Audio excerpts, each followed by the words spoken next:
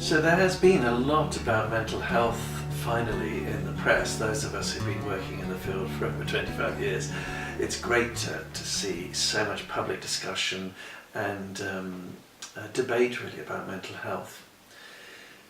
One of the important aspects of mental health is really the stigma of labelling, and having created the mental health spectrum, I really want to communicate to you that we have to be very careful around the stigma of labels. In fact, I have worked with some people who I think got stuck in mental illness primarily because of the stigma of the label they were given.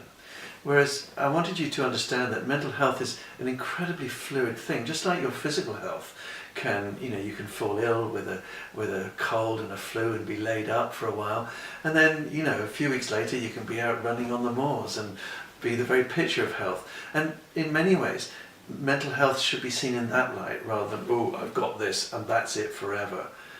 Unfortunately, the old traditional stigmas of the men in white coats coming to get us because we're a bit bonkers still persist, and it's a shame really, but that's the nature of it.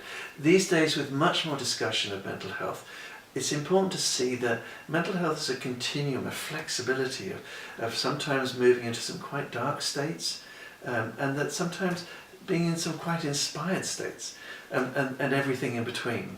And so the spectrum is really there to almost be able to notice where you are almost at any given moment. Am I feeling full of purpose at the functional end, or am I feeling like I don't quite know what's going on around me and the world isn't making sense, which would be right down at the dysfunctional end? Or am I just feeling a little bit kind of vulnerable at the moment, which would put us in the kind of the neurotic area? Or am I feeling like, yeah, I'm going along, but there's a sense of maybe emptiness or lack of meaning?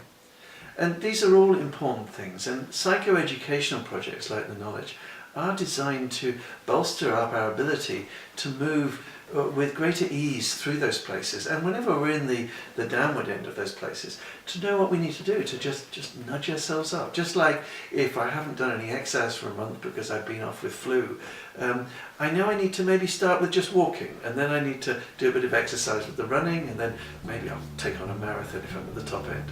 And mental health should really be seen in that light, in my view, that it's very normal. We are mental beings. We are beings with energy and psychic structures inside us, just as much as we are physical beings.